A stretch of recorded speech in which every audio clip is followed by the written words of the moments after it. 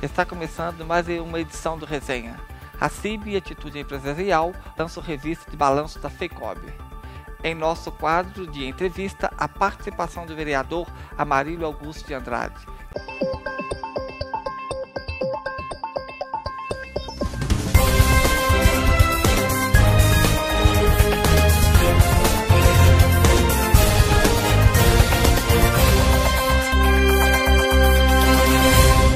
O ar da Igreja de São Sebastião de Barbacena foi o palco deste animado evento. Reuniu 12 grupos de adolescentes e EACs das paróquias de Barbacena. Teve ainda a participação do EAC de Desterro do Melo e Santa Bárbara do Tugúrio. Os adolescentes deram um show de alegria e muita animação em suas apresentações durante os 2 dias do evento. O Colégio São Francisco de Assis, em Barbacena, promoveu no dia 7 uma jornada pedagógica com envolvimento dos professores, direção e equipe técnica. Os trabalhos foram ministrados pelo pedagogo Ricardo Maris, mestre em educação e doutor em sociologia. Uma ação focada na elaboração do projeto pedagógico do colégio. Veja no próximo bloco. Cidade escolhida para receber Campeonato Mineiro de Xadrez. Há 25 anos, o Aprendiz preza pela formação, desenvolvimento e segurança de seus alunos. O colégio oferece a mais completa estrutura da região. O Aprendiz disponibiliza os itens de segurança mais modernos e atualizados do segmento. Aprendiz, uma escola para todos, do maternal à faculdade. Matrículas abertas 2018. Rua Norma Stephanie, número 108, bairro Ibiapaba. Telefone 3339-6850. Barbacena foi a cidade escolhida para sediar o Campeonato Mineiro Absoluto e Feminino de Xadrez. A competição será de 30 de novembro a 2 de dezembro no Olympique Clube. A Federação Mineira de Xadrez iniciou um trabalho de descentralização dos principais torneios, pois a finalidade é que diversas cidades de Minas possam receber a competição estadual. Barbacena surgiu no cenário de xadrez mineiro com a participação de alguns atletas nos principais torneios do estado, que culminou na Liga Regional de Xadrez Mata Vertentes, com as cidades de Barbacena, Juiz de Fora, Santos Dumont e São João del Rei. Música e praça, uma combinação perfeita para uma manhã de domingo. Foi o que aconteceu em Barbacena com a promoção de mais uma música na praça, na área central da cidade. Sob o comando do idealizador do projeto, Lauderley Mariolei, contou com a presença das seguintes atrações: grupo de choro e vibração, John Stones, tradicional banda show, e o grupo Loucos por Música. A Santa Casa de Misericórdia de Barbacena promove uma campanha para arrecadar recipientes de vidros utilizados para o armazenamento adequado de leite materno. Os vidros podem ser de qualquer tamanho, conter boca larga, tipo café solúvel, com tampas de plástico. As doações podem ser entregues na própria instituição, no setor de obstetrícia ou nas recepções, de segunda a sexta-feira, das 8 às 17 horas. Estes vidros, depois de passarem por todo um processo de higienização, são repassados para as mamães doadoras de leite materno, para que elas possam armazenar o leite e depois levar para a Santa Casa. A seguir, Festival de Pipas promete movimentar as crianças.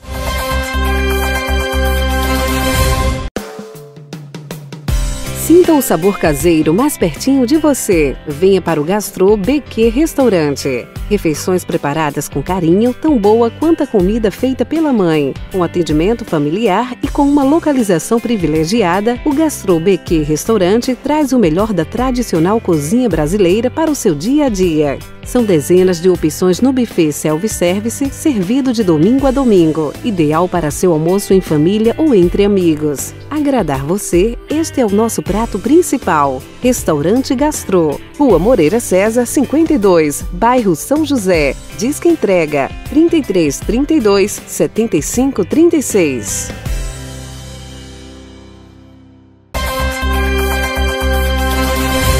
A Câmara Municipal de Barbacena aprovou o projeto de lei 075/2018 sobre a utilização de armamento letal, não letal e demais materiais táticos de uso restrito e controlado pela Guarda Civil Municipal de Barbacena.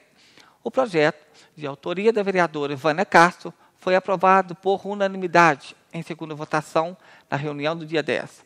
O armamento da Guarda Municipal atende à determinação da Lei Federal 13.022, de 2014, que instituiu o Estatuto Geral das Guardas Municipais. O projeto segue agora para apreciação do Executivo Municipal. Julho é um mês de férias escolares, com mais presença de vento forte. Combinação perfeita para as crianças brincarem de empinar pipas. E para reunir os amantes desta brincadeira, que a Associação Comunitária Nossa Senhora de Fátima, dos bairros Carmos e Fátima, promove mais um festival de pipas. Quem nos dá detalhes é o presidente da associação, Glauber Milagres. Então, o Festival de Pipa, na verdade, esse já é o terceiro festival que nós promovemos, né? Sou o presidente da Associação Comunitária Nossa Senhora de Fátima, dos bairros Carmo e Fátima. Vai ser na rua Capitão Antônio Ferreira Campos, né, próximo ao sítio Santa Bárbara. E esse festival a gente tem o intuito de tirar os jovens também um pouco da frente do computador, do celular, trazer os jovens para o entretenimento saudável, né? E vai estar liberado para todos os públicos, para todas as idades. Quem chegar com cerol, com linha cortante, a gente vai estar conferindo as linhas e vai estar excluindo da participação do movimento, porque a gente está frisando simplesmente o apoio à pipa e não a questão das linhas cortantes. Além da parte do Festival de Pipa, vocês vão ter outras atrações no local? Isso, a gente vai ter lá cama elástica, né, som, entretenimento para o pessoal que vai estar lá participando do evento. A gente vai ter o apoio do SAS lá, que é o carro de água, vai ter água, suco, pipoca para as crianças. A gente também vai tentar levar algum tipo de palestra educativa lá também junto do festival, né? Então vai ter, além do Festival de Pipa, a gente vai ter outras atrações lá durante todo domingo. Importante destacar novamente que é proibido o uso de cerol ou linha cortantes. Sempre que for empinar pipas, evite brincar perto de antenas, fios telefônicos ou cabos elétricos. Procure locais abertos, como praças e parques. Uma entrevista com o Mr. e a Miss Barbacena 2019 será o assunto do nosso próximo bloco aqui no Resenha. Há 28 anos no mercado de Barbacena e região, a Temperos Prático busca soluções práticas, otimizando o preparo dos alimentos, levando o melhor sabor à mesa das famílias. Pensando no seu bem-estar, a Temperos Prático utiliza somente ingredientes de qualidade, frescos e naturais, produzindo temperos, condimentos e molhos de forma artesanal, mantendo assim o sabor natural dos ingredientes. Surpreenda sua família e amigos. Com uma pitada de sabores vibrantes, a Temperos Prático dará um toque especial a seus pratos.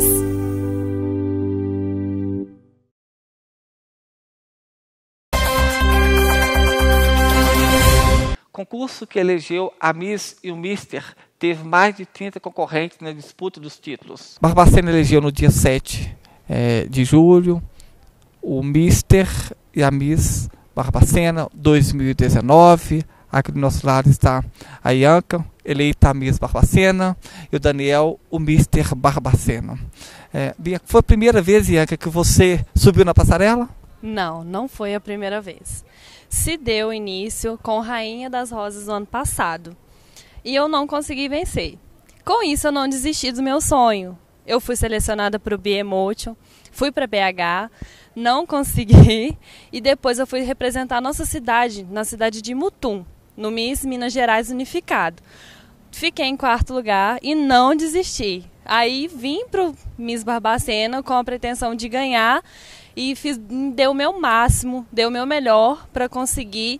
E junto a mim também teve muitos patrocinadores, muitas pessoas responsáveis que colaborou com esse título. E você, Daniel, foi a primeira vez que você subiu na passarela em busca de um título? Sim, foi a primeira vez e foi uma sensação única, foi muito bom. Foi até melhor do que eu esperava ser e vou levar essa experiência para minha vida toda. E o que você pretende agora que você conquistou aí o título de Mr. Barbacena? Agora eu pretendo poder investir mais um pouco nessa carreira e vamos ver se tudo der certinho, vamos para o Miss Minas Gerais e é isso aí. E que você, qual que é o próximo passo agora? O próximo passo é me preparar para o Miss Minas Gerais e trazer o título para a nossa cidade.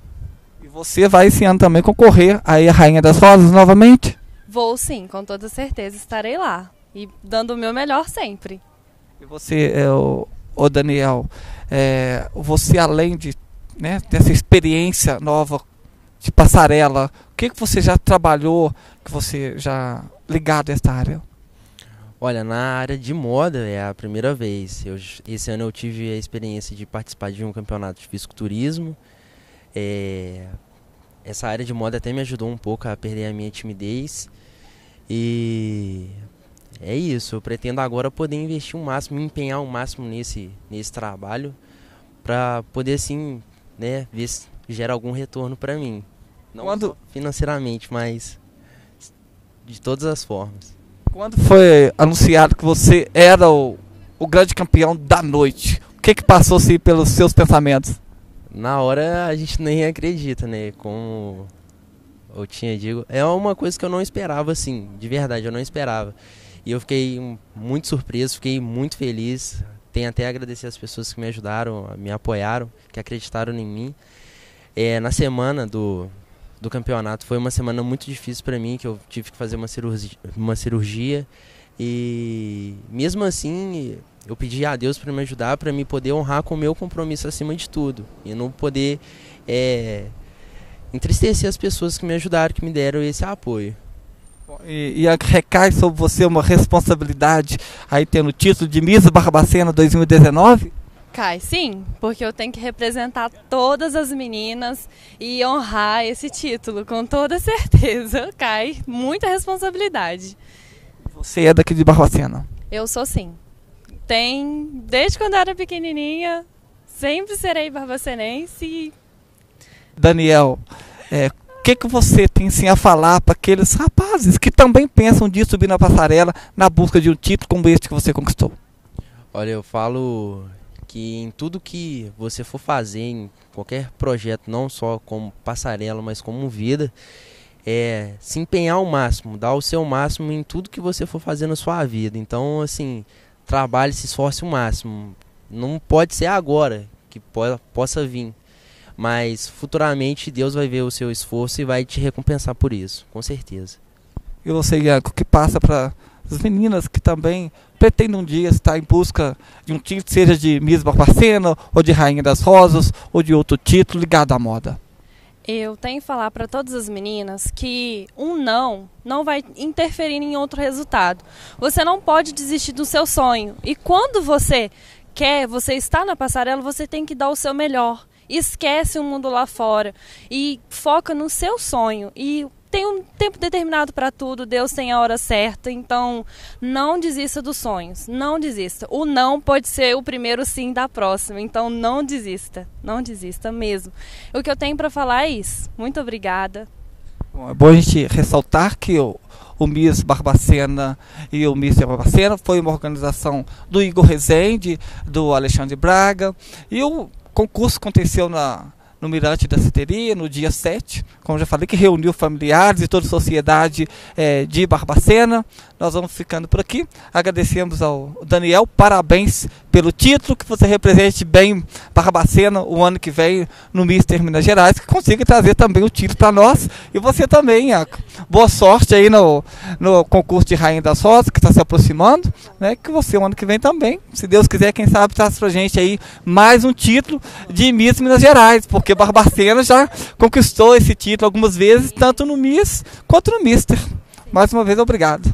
Ianca e Daniel representaram Barbacena no concurso estadual de Miss e Mister do ano de 2019. A Academia Barbacenense de Ciências Jurídicas passa a funcionar em uma sala do prédio da Casa de Cultura. A mudança é fruto de um convênio firmado entre a entidade e a Prefeitura Municipal, que permitirá o uso do espaço até 31 de dezembro do ano de 2020. A academia foi fundada no ano de 2010. Cerimônia marca o lançamento da revista de balanço da FEICOB.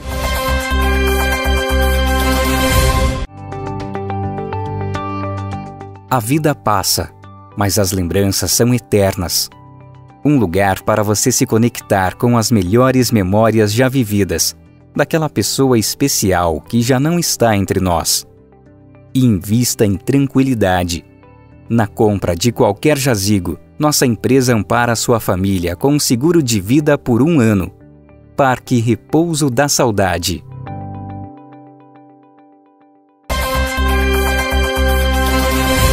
a Associação Comercial e Industrial de Barbacena, a ACIB, e a Atitude Empresarial lançaram mais uma edição da revista da FEICOB.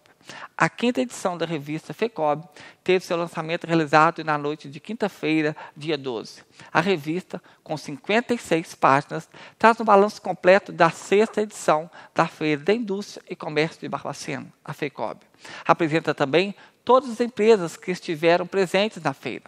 A cerimônia aconteceu nas dependências do Barbacena Shopping, novo empreendimento da cidade que está em construção. O evento reuniu diversas autoridades, empresários e representantes dos empreendimentos comerciais e empresariais que fizeram parte da FEICOB deste ano.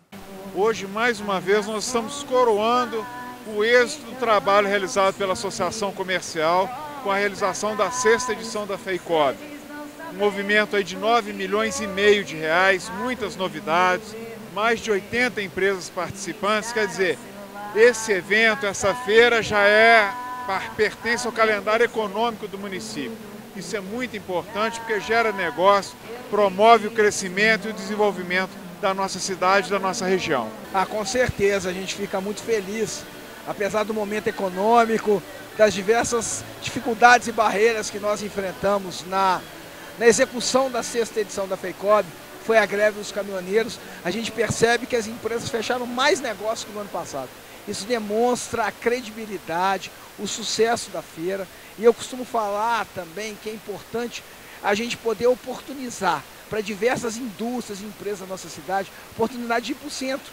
A gente tem muitas empresas que estão afastadas do centro e a gente oferece uma semana para elas irem ao centro, fazer uma experiência com o seu consumidor, com o seu cliente. Então isso é muito importante. Isso vale demais e faz a diferença no sucesso das empresas que participam da FEICOB. Registro aqui meus agradecimentos à Associação Comercial e Industrial de Barbacena, a ACIB, na pessoa de seu presidente, Flávio Dano Franco, e ao Felipe Alvim, da Atitude Empresarial, por mais uma vez ter confiado a mim ser o jornalista e editor responsável pela preparação de todo o material para a confecção da revista da FEICOB. Destaco também o belo projeto gráfico executado por Sandra Furtado. Em nosso próximo bloco, o Direito em Resenha, com a advogada doutora Ana Cristina Rigotti. Ela vai responder a perguntas de nossos telespectadores sobre boatos e notícias falsas nas redes sociais. COI, há mais de 13 anos prestando serviços odontológicos em Barbacena e região.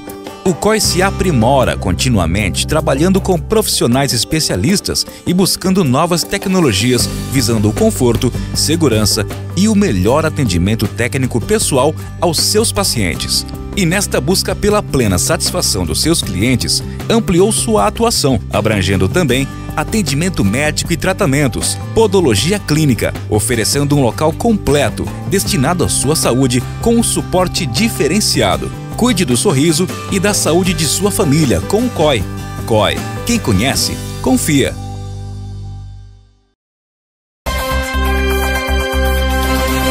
Estamos aqui no nosso quadro Direito em Resenha, novamente com a doutora Ana Cristina. Isso. Obrigado mais uma vez pela sua participação aqui no Resenha, na Estação Minas. E, doutora, nós recebemos muitas perguntas esse ano com relação à questão da internet mesmo, os boatos e notícias falsas. Mas, assim, teve grandes questionamentos com relação ao que é as fake news. Sim. O pessoal da TV realmente me falou que houve uma curiosidade muito grande em tentar entender o conceito. O que são fake news? A tradução livre é notícias falsas. São alguns... são postagens, propagação de notícias que não são verdadeiras. Uma foto. Sim, e está muito ligado ao conceito de boato. Elas ganham força porque as pessoas não costumam checar a fonte ou verificar se os fatos, ao menos, têm alguma base de verdade. E elas são propagadas numa progressão geométrica, causam muitos danos. Elas deram, inclusive, origem a uma palavra nova, um neologismo, que é o conceito de pós-verdade.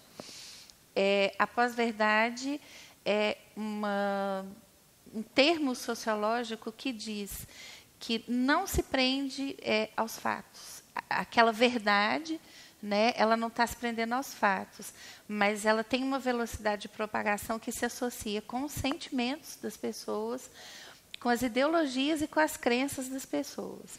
Então, se você se identifica com uma determinada fake news, né, com uma determinada notícia, você acolhe aquela notícia porque ela tem a ver com seus sentimentos, ela tem a ver com seus conceitos, e se apegando mais ao fato de que aquilo lhe fez bem, você se apropria daquela notícia e propaga essa notícia. Às vezes, sem questionar se ela tem um pezinho na realidade ou se os fatos são verdadeiros.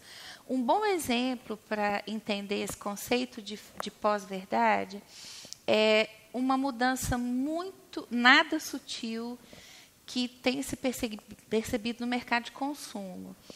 Grande parte das empresas já percebeu que, além delas terem que se preocupar com as notícias falsas que são espalhadas, às vezes, sobre o trabalho delas, né, as atitudes delas, elas têm percebido que a pressão das redes sociais sobre determinados assuntos é tão grande que o consumidor ele já escolhe a empresa ou o produto da preferência dele de acordo com esses posicionamentos, de acordo com essa identificação emocional ou de crença.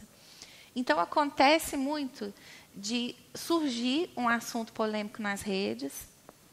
Vamos dar um exemplo. Ecologia, saúde, leis que podem modificar posições muito radicais, como o aborto, questões sobre identidade de gênero. Então, o consumidor, como o acesso à internet e a todo tipo de informação hoje é ilimitado, o consumidor, às vezes, avalia qual a posição da empresa a respeito daquele assunto. E se a posição da empresa não for de acordo com o que ele pensa e sente, ele não compra, ele não consome. Então, o efeito pós-verdade, nesse sentido, de agregar o seu sentimento e a sua posição ideológica, ele está tendo influência, inclusive, no mercado de consumo. E a gente, de vez em quando, a gente depara nas redes sociais que matam muitas pessoas pelas redes sociais. Matam. E aí que a gente tem que, às vezes, orientar, principalmente, às vezes aparece lá, o artista tal faleceu, por exemplo. As pessoas fazem isso. Portanto, sempre quando deparar com determinada informação, que buscar, às vezes, um site que tem credibilidade, que é um site que trabalha corretamente, para confirmar se a notícia é correta. Agora, é crime, doutora, essa questão da fake news? Acontece, sim. Acontece da propagação de um boato causar um dano tão grande à imagem da pessoa que ele vai se incluir naquelas categorias que a gente conversou da última vez, né, da calúnia, da injúria ou da difamação. Às vezes o boato ele não causa um dano além, né, da confusão, da histeria, né? Mas para ele chegar a ser crime, ele realmente tem que causar um dano na imagem da pessoa, através desses crimes contra a honra, né? Pode acontecer da pessoa que foi seriamente prejudicada com aquele boato, ela procurar a origem desse boato, conseguir a origem desse boato e buscar a reparação civil, né, desse boato, dessa fake news que causou prejuízo sensível. Um exemplo muito recente é um vídeo que foi feito numa fábrica de brinquedos da China, foi replicado como se aqueles ovos fossem para consumo humano, e gerou uma histeria muito grande. E isso acabou respingando numa empresa aqui no Brasil, uma distribuidora de ovos, né? Tem a granja, tem a distribuição de ovos, e ela precisou fazer um movimento nas redes sociais, na mídia, na publicidade, para provar que ela estava sendo vítima de uma fake news. Ela conseguiu, com alguns provedores de internet onde esse conteúdo foi disponibilizado, chegar na origem da notícia. Então, claro que ela vai procurar providências judiciais, mas na questão criminal é só quando configura mesmo calúnia, injúria ou difamação. Tá? Muitas outras empresas têm sido vítimas desse tipo de boato, nas redes sociais. Eles ganham força muito rápido. Em 2016, o CEO da Coca-Cola estava chegando em Brasília para um congresso sobre recursos naturais e, no caminho, ele viu várias pichações dizendo que a Coca-Cola estava vendendo lençóis freáticos, reservas de água na Amazônia. E ele não tinha noção, isso foi durante a noite, ele não tinha noção do que estava acontecendo. Antes da palestra dele, ele procurou saber com a equipe dele, de marketing da empresa aqui no Brasil, e ele teve que dedicar quase que 10 minutos da palestra dele a desfazer esse mal-entendido. Então, você vê a velocidade é muito grande com que se espalha. Né? A gente tem aí algumas dicas, já vamos colocar, né, à disposição do telespectador, de quais são os caminhos que você deve seguir para, pelo menos, ter cuidado de verificar se essa notícia é verdadeira e se ela pode causar dano a alguém ou a alguma empresa, né? Se ela pode colocar alguém num estado de preocupação muito grande, de histeria. Até matar alguém por uma notícia falsa, por uma informação falsa na internet. Na internet de pessoas que foram confundidas com autores de crimes, com pedófilos, com praticantes de magia negra, que foi o caso da moça do Guarujá, que a gente comentou no último programa. Essas pessoas pagaram com a própria vida, foram agredidas, foram assassinadas por um boato que não tinha nada a ver com elas. Então, isso é muito, muito, muito, muito sério. Né? Saiu uma reportagem na revista Veja dessa semana, muito interessante, sobre o efeito da fake news na saúde pública.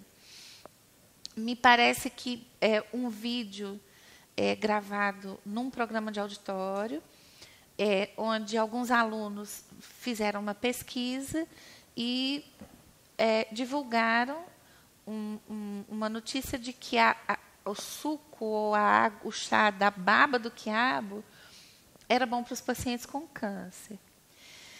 Aí é que está o grande problema, o grande perigo da notícia falsa, do boato. Esse vídeo foi tirado do contexto de experimentação estudantil e divulgado num site como uma grande revelação do tratamento oncológico.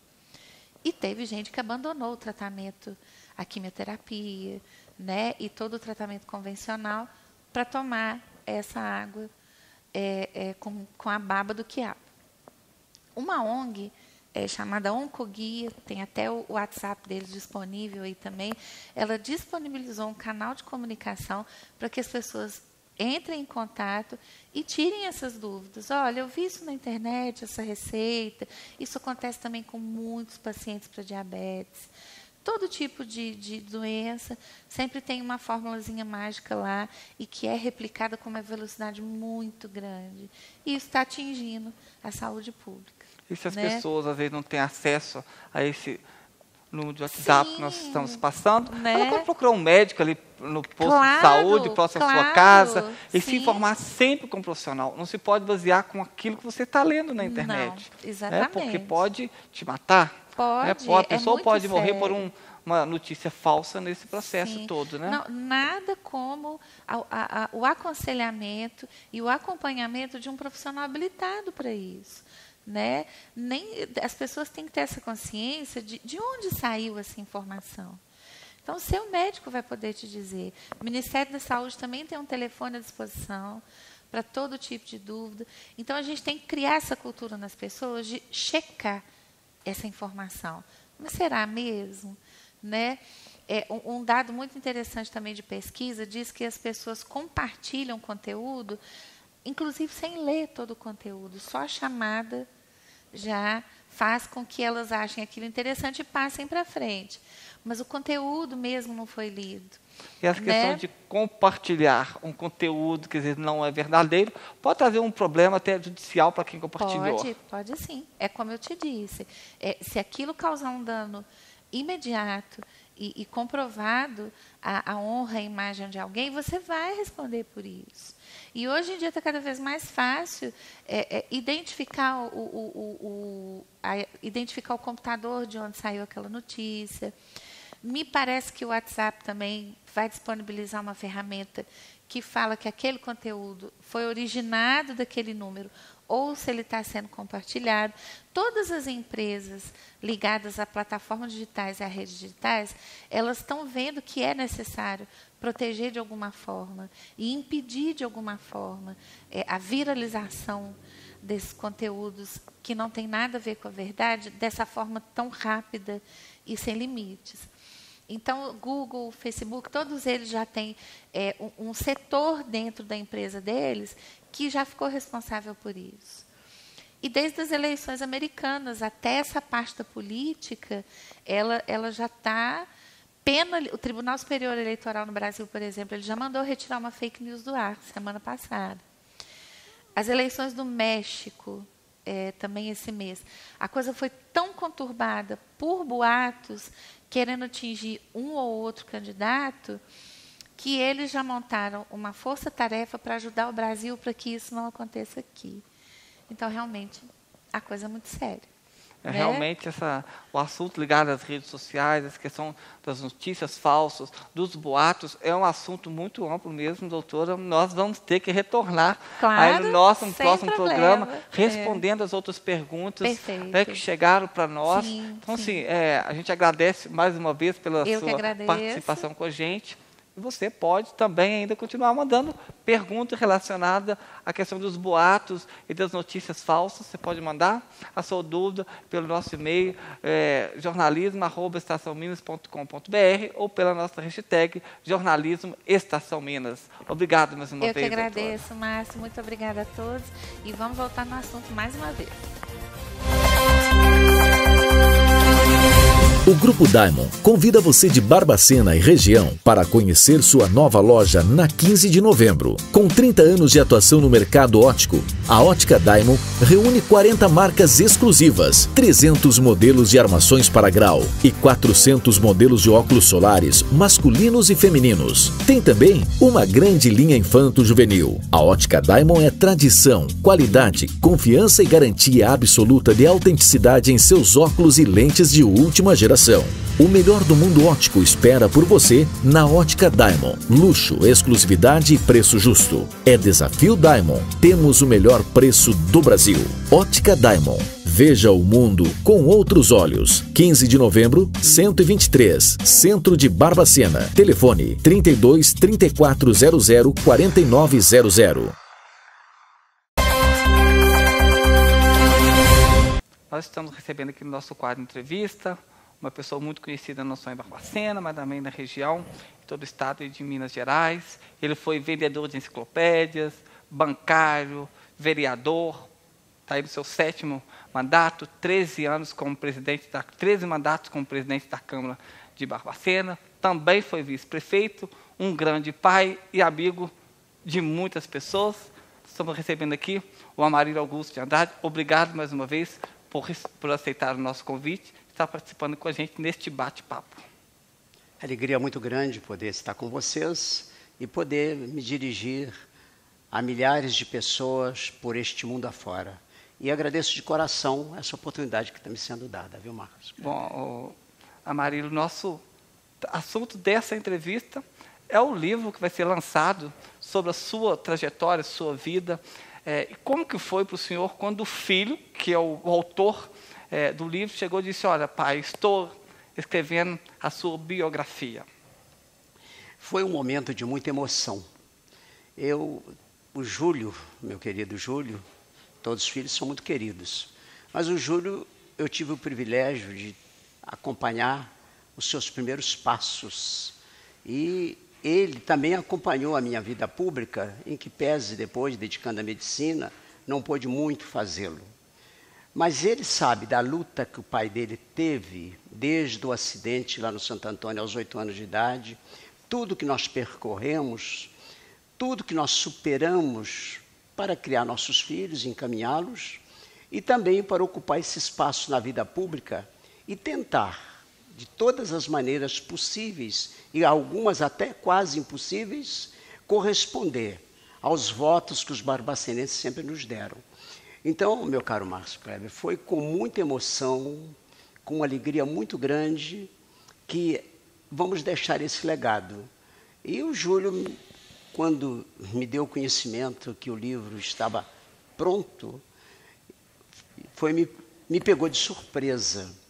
E, ao ver o trabalho do Dr. Sérgio Aires, eu pude verificar que, de fato, ali estava, em síntese, toda a minha vida, desde a minha vida no Santo Antônio, onde morei durante algumas décadas, o meu acidente até os dias de hoje. E o senhor imaginava assim que pensava algum dia lançar um livro da vida do senhor, não?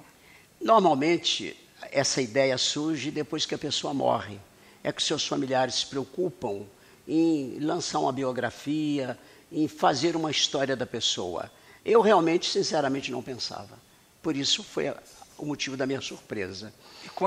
E fico feliz de, ainda em vida, poder estar autografando e encaminhando a algumas pessoas queridas e amigas por este Brasil afora, um livro que retrata toda a minha história. E quando o senhor recebeu pela primeira vez um exemplar de toda essa história, que o senhor com certeza fez toda uma leitura detalhada, como que foi reviver a história novamente? Foi com muita emoção, porque eu revivi, eu retroagi, na verdade, há 70 e tantos anos atrás.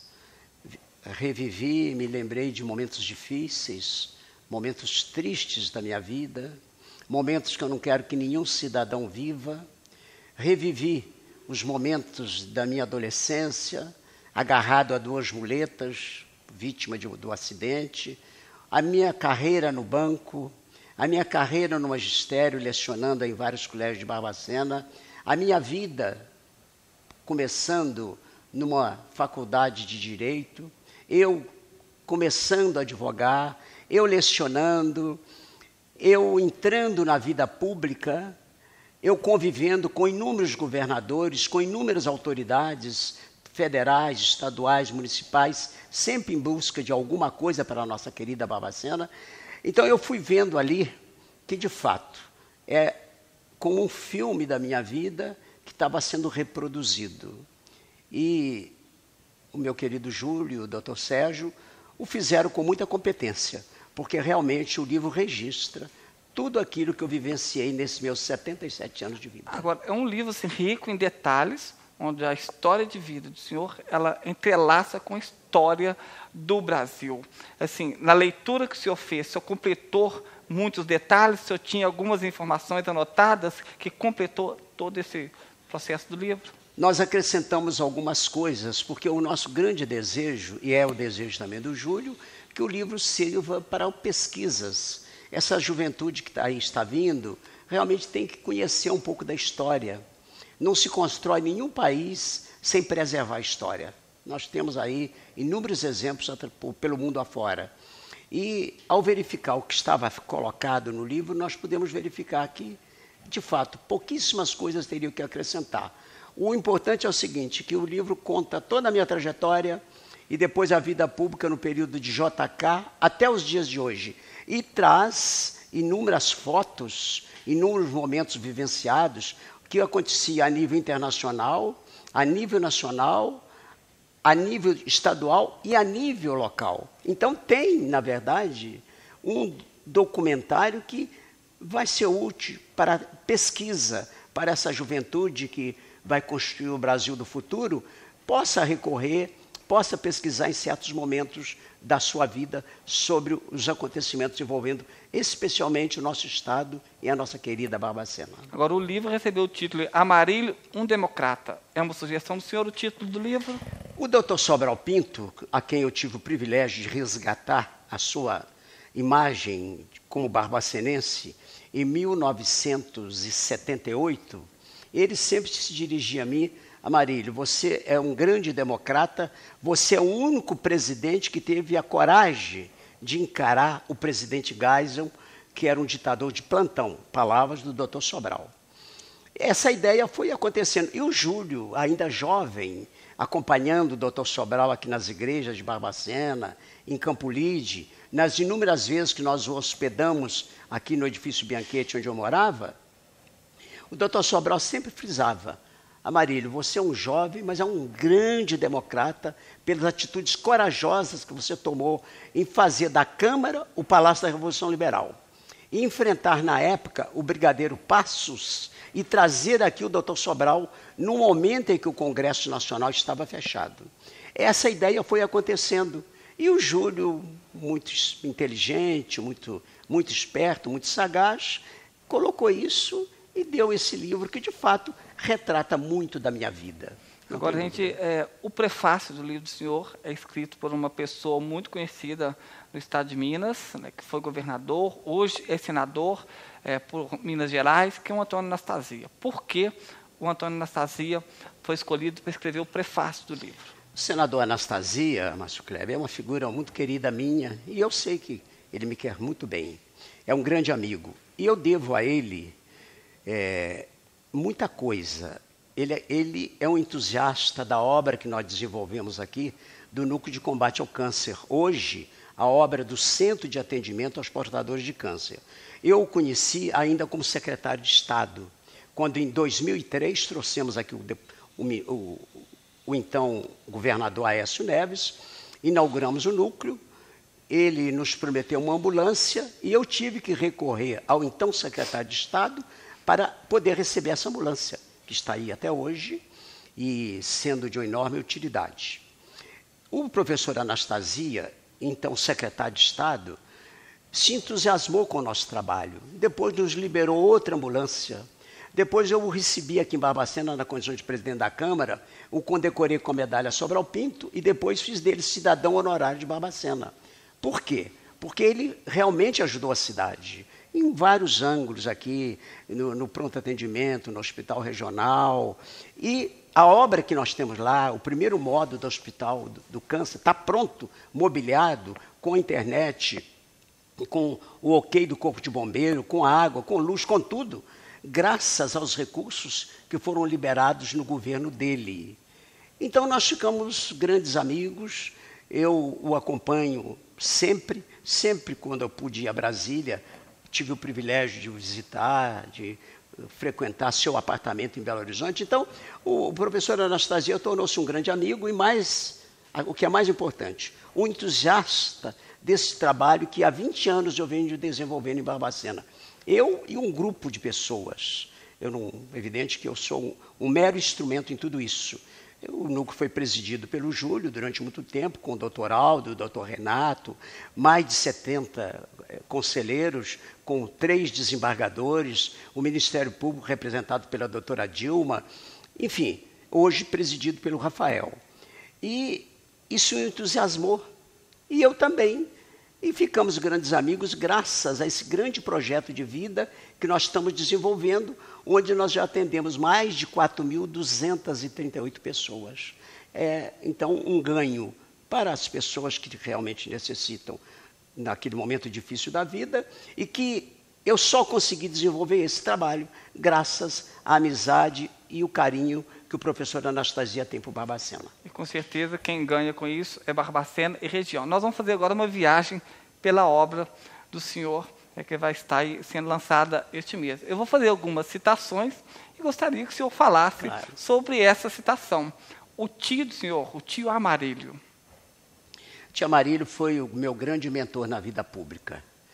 Na década de 60, eu o acompanhava todos os finais de semana nas visitas que ele fazia aos seus eleitores. E ele não dizia eleitores, dizia os meus compadres. Aliás, ele tinha compadres para todos os lados. E ele era o entusiasta da soja. Então, nós saímos juntos todo sábado e domingo. Ele ia para minha casa, almoçava comigo, descansava um pouquinho e nós íamos fazer as visitas.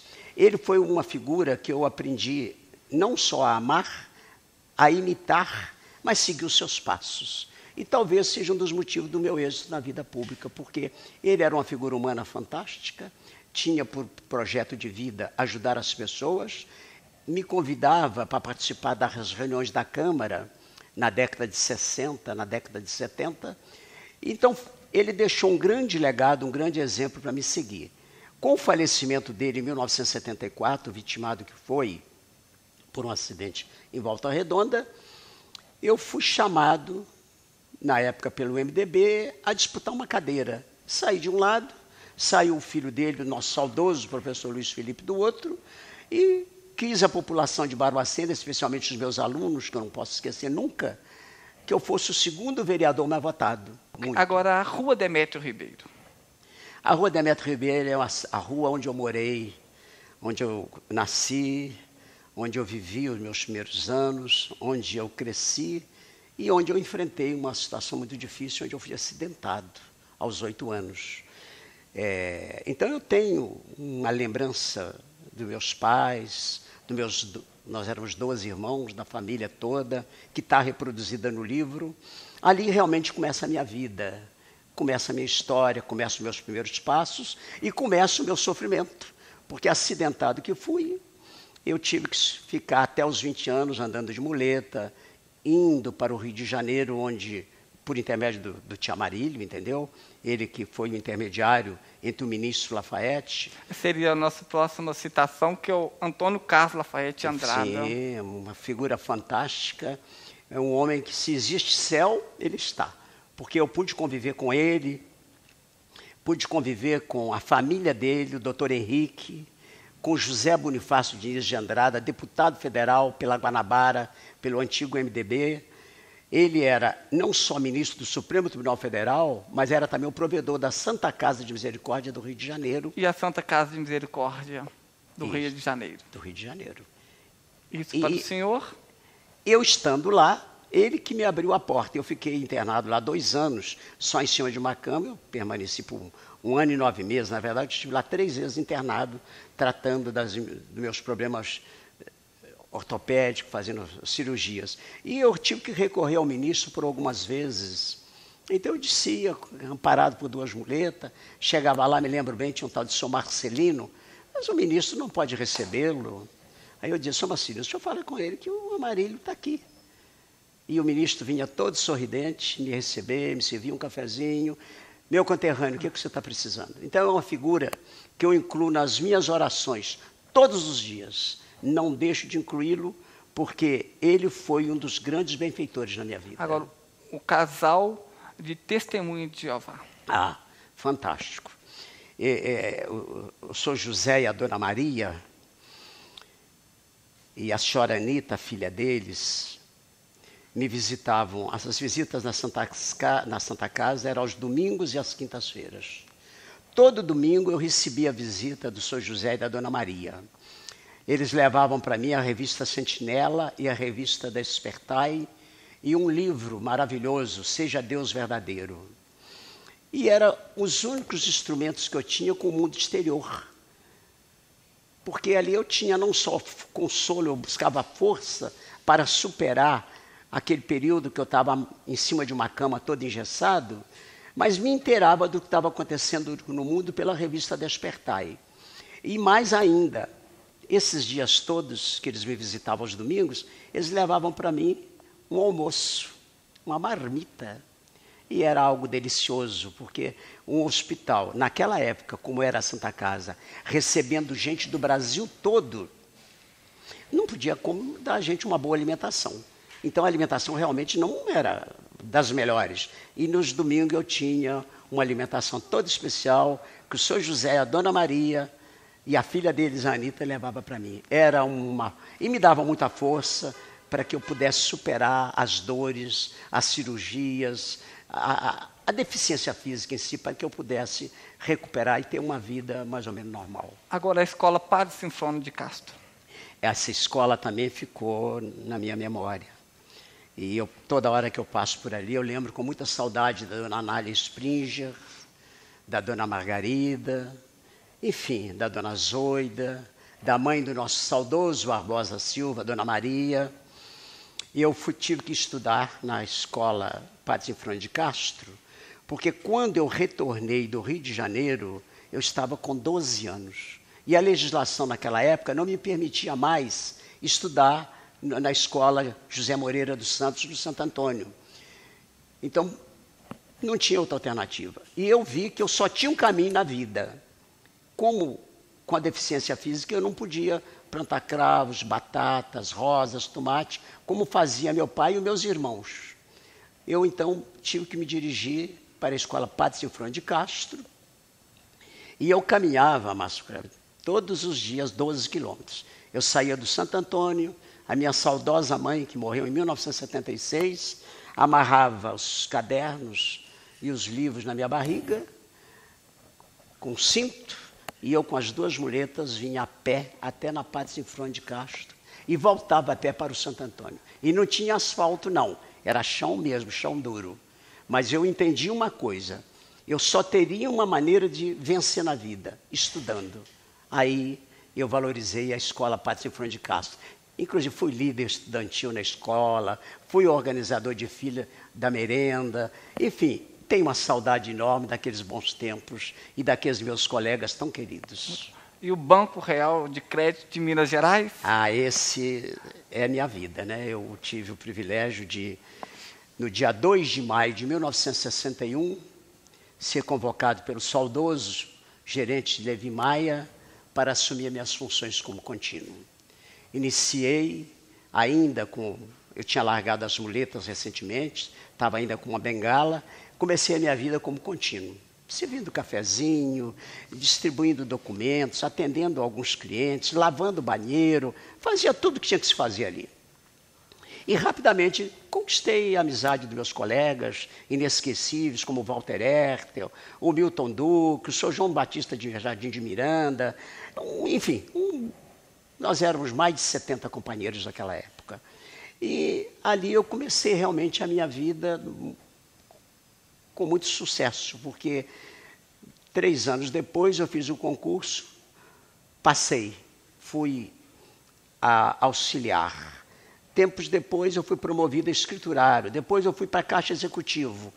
E tive um período muito difícil, natural, a vida pública, né? Em 76 eu me elejo presidente da Câmara e tive que tomar uma atitude corajosa de negar uma homenagem ao presidente Geisel e ao líder do governo à época. Por haver fechado o Congresso, não tinha alternativa. Empatou 7-7, eu desempatei, aí eu perdi os cargos todos e fui para o porão do banco.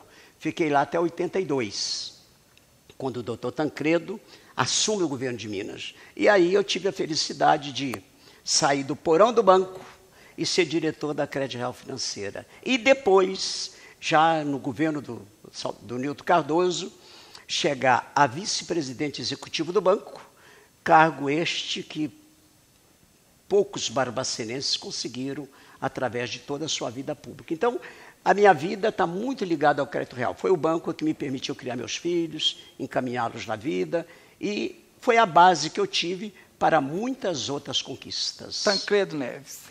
Tancredo Neves, inesquecível. Eu tive o privilégio de conviver com ele, ainda deputado, e mal votado. Eu tive o privilégio de recebê-lo no meu escritório, juntamente com o Dr. Sobral Pinto, aqui no edifício Consórcio, para ajudá-lo na campanha dele de deputado. E ficou um grande amigo. Numa das idas dele lá, juntamente com o então chanceler da República, Magalhães Pinto, ex-governador de Minas, ele levou para mim um quadro da igreja de São Francisco, escrito Caru, era o pintor, molhado ainda. Ainda me lembro que ele falou, Amarílio, coloca agora aí atrás e esquece, para que ele possa secar. E com o doutor Tancredo, eu viajei muito, visitei algumas cidades aqui, por exemplo, fui várias vezes com ele a Oliveira Fortes, estivemos várias vezes reunidos aqui em Santos Dumont, na casa do pai do hoje deputado federal Luiz Fernando, visitamos Cipotânea e muitas outras cidades. E fui sempre Barroso inúmeras vezes. E fui sempre aprendendo com a maneira dele tratar, inclusive os adversários. E tive o privilégio, depois, de ingressar no MDB, na época MDB, aconselhado por ele. Tive o privilégio de ter a ficha minha de filiação, na época tinha que ter a ficha de filiação, abonada por ele. Me elegi, e ele me ajudou a ser o presidente da Câmara, porque ele me ligou, me convocou em Belo Horizonte, lá onde é o Daimo hoje. Lá tinha um bar do Galo, chamava-se Bar do Galo na época. Eu acho que até ainda tem alguma coisa do lado.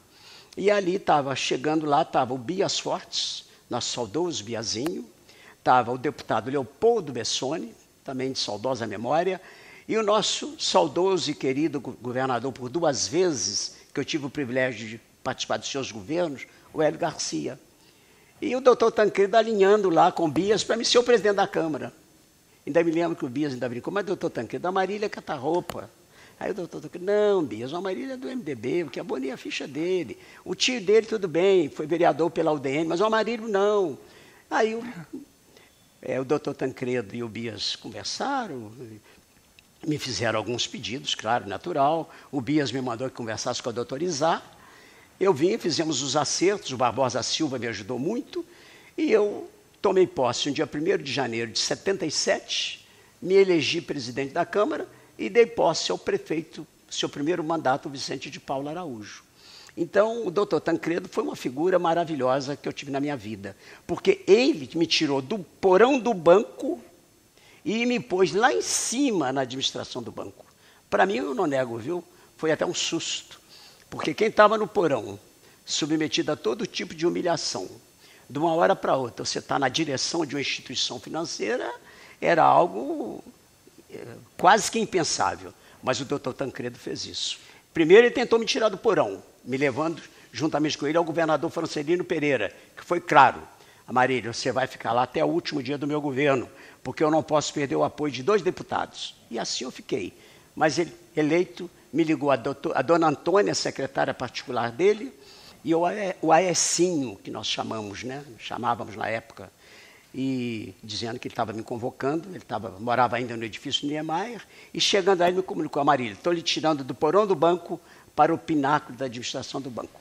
E mudou realmente a minha vida com esse ato que ele realmente praticou em meu benefício, porque ele sabia da minha luta em prol dele e de todo o sofrimento que eu havia passado e de todas as humilhações por ter tido a coragem de defender a democracia e, mais ainda, ter tido a coragem de ser coerente com aquilo que eu preguei em praça pública. A vereança, ser vereador. O vereador é uma missão muito honrosa, mas muito trabalhosa. Mas foi a minha opção de vida. Eu, desde que entrei pela primeira vez, eu entendi que o que eu gostava mesmo era da Câmara. Não tinha outras intenções maiores. Claro, eu disputei um cargo de deputado, perdi a eleição por 1.000 e poucos votos pelo PTB. Mas o momento era meu, e se não houvesse traições naquela época, eu estava eleito e Barbacena seria diferente. Porque eu sou um político, um homem público que gosta de trabalhar. Isto é que me manteve na vida pública até hoje. Mas as forças políticas aqui se organizaram e alguns votos eu perdi e eu perdi a eleição. Mas ser vereador é algo muito gratificante, porque você passa a viver diretamente com o cidadão, com o homem do campo, o pessoal da cidade, da elite, o mais humilde, o mais pobre, e você passa a compreender o sofrimento do povo. E isso te leva a tomar muitas atitudes que engrandecem a sua vida. Primeiro, de agradecer a Deus e ao povo pelo mandato que você tem, a importância que é. E segundo, que você pode ser útil. Agora, é a coisa mais difícil. Até porque, quando você disputa uma eleição, você disputa com 300, com 400 candidatos. Não é fácil ser vereador. E a pressão que você recebe do eleitor, ela é muito grande. Mas ela é salutar para aqueles que trabalham. Tanto que você vê que eu estou na vida pública esse tempo todo, meus companheiros todos foram retirados da vida pública pela população, e o Amarílio continua aí, exatamente fruto de muito trabalho, de gostar daquilo que está fazendo. Família para o senhor é? A família minha é tudo. Eu lamento não ter podido acompanhar toda a minha família, porque um homem público, não tenham dúvida, faz esse grande sacrifício. A família paga um tremendo preço, porque você não tem alternativa. Você vai ter que tentar se equilibrar. Na verdade, o único filho que eu tive o privilégio de carregar comigo de mãos dadas, levar para me ajudar a lavar o carro, conviver mais diretamente, foi o Júlio. Os demais, essa atribuição passou praticamente para a Rosita, porque eu tinha que receber as pessoas. Quando eu estava em Belo Horizonte, então, quando eu chegava em Barbacena, eu já tinha uma quantidade de pessoas na fila esperando para falar comigo. E eu fazia questão de atender, de receber, de anotar, de encaminhar os pleitos de todos. Então, a família de todo e qualquer homem público paga um grande preço, porque você faz a opção de ajudar também o povo. E aí a família acaba, às vezes, ficando em segundo plano. Quer dizer, eu tenho filhos meus que, sou sincero, eu não os vi crescer, porque eu tinha que dividir entre a população, entre os pleitos que me chegavam e a família. O Centro de Atendimento Multiprofissional Portadores de Câncer é uma grande conquista? É a maior conquista da minha vida. E eu digo isso de coração para todos que estão me acompanhando. Eu enfrentei um câncer, sobrevivi. Sobrevivi porque eu tenho um filho médico que detectou o meu problema e que teve a iniciativa de correr comigo para Belo Horizonte. Submeti a 2 cirurgias, quimioterapia, radioterapia, e passaram-se 20 anos e eu estou aqui curado. Mas eu comecei a acompanhar o sofrimento das pessoas que depende da saúde pública, como que elas são jogadas para lá, para cá, para lá, para cá, e se sucumbe, a doença acaba levando-as. Resultado, ainda antes de estar totalmente recuperado e de receber do Dr. Eduardo de que eu estava curado, eu, homenageando o Dom Luciano, na Câmara Municipal, e o nosso saudoso Itamar Franco, o saudoso Dom Luciano também, eu coloquei para ele, num encontro que tive, almoçando com ele, o Padre Paulo, na Casa Paroquial, que se eu sobrevivesse à doença, eu queria dedicar um pouco da minha vida a esse trabalho. E ele telefonou naquele mesmo instante para Brasília, para o deputado Osmânio Pereira, que era deputado à época, numa terça-feira. Na sexta-feira fomos para Belo Horizonte, reunimos com o grupo do Hospital Mário Pena e começamos a enviar pacientes para lá. Já atendemos mais de 4.000 pessoas, temos hoje 3 veículos. E para mim foi muito gratificante conviver com o Dom Luciano, primeiramente, porque ele que me abriu essa porta, poder estar ajudando essas pessoas, porque temos muito que ajudá-las. Com o tempo, com a vinda do Anastasia Barbacena, o senador Anastasia, ele lançou um desafio: se eu conseguisse o terreno e conseguisse aprovar um projeto na Secretaria de Saúde, ele construiria aqui um centro de atendimento. Depois de muita luta, de olhar um monte de terrenos, de enfrentar inúmeras dificuldades, inclusive políticas, ninguém queria essa obra aqui. Muita gente era contra, entendeu? Mas nós conseguimos avançar. E tivemos a generosidade do Dr. Cláudio Luciano Valença Mota doar aquele maravilhoso terreno. E aí, eu mais o Júlio, trabalhamos em cima do projeto, conseguimos aprová-lo na Secretaria de Saúde, que foi um grande desafio. Pedimos audiência ao governador e me lembro que a secretária ainda perguntou: vereador, mas qual deputado que vai acompanhar o senhor? Eu falei: não, minha filha, eu não tenho deputado, não.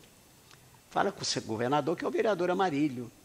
E 3 dias depois ele estava me recebendo, ao Amarílio, o doutor Júlio e o doutor Cláudio Mota.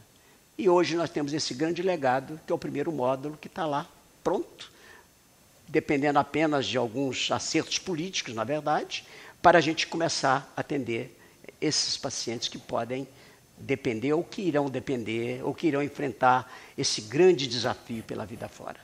O que nós apresentamos aqui foi um pouco do que consta no livro, que vai ser lançado este mês, né? Amarílio, um Democrata. É um livro de 152 páginas.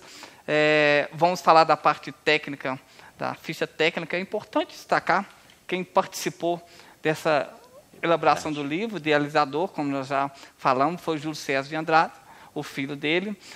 Foto da capa é da Vanessa Fonseca. Foto do livro, acervo particular do próprio Amarílio.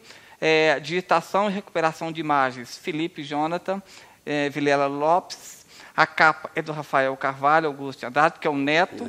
Márcia Albuquerque Lopes e Cláudio Mazzoni. As imagens cedidas por Lídio Nusca, Ana Cristina Nusca, Ronaldo Vaz de Mello, que é o Renato Vaz de Mello, né? Parente, o José Eugênio Dutra Câmara, que aí a gente destaca o José Eugênio Dutra Câmara Filho. O prefácio, como já questionamos aqui, é do Antônio Anastasia. A revisão de texto de Ana Paula Martins.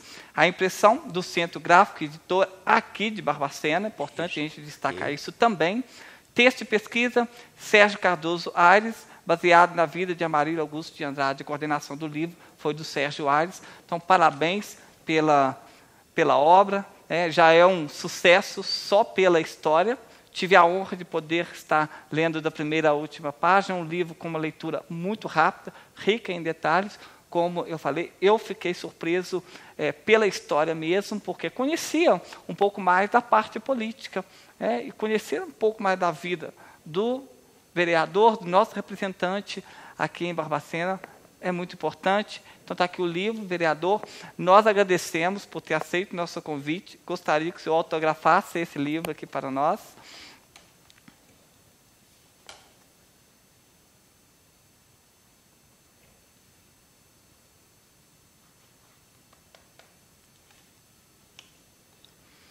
E mais uma vez, vereador, obrigado pela presença aqui na Estação Minas, no programa Resenha, nosso quadro de entrevista. Eu que agradeço a Estação Minas, toda a equipe e a você, meu querido amigo Márcio Kleber. Muito obrigado. E a todos que nos acompanham, foi uma alegria muito grande poder me dirigir a todos. Muito obrigado. Nós vamos ficando por aqui. Até a próxima semana, se Deus quiser.